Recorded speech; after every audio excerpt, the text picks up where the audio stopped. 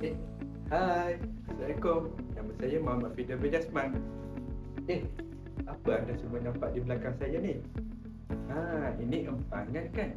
Empangan ni menghasilkan tenaga elektrik yang sangat besar.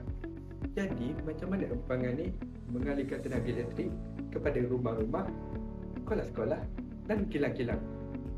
Macam mana dia? Mestilah dengan menggunakan transformer.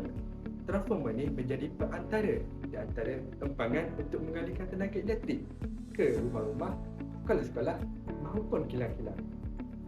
Jadi, fungsi transformer ni adalah untuk menaikkan dan menurunkan arus elektrik dari satu tempat ke tempat yang lain. Jadi, cikgu-cikgu mahu tahu lebih lanjut tentang topik transformer ni? Jom semua terokai kit media instructional yang saya buat ini. Jom cikgu-cikgu semua.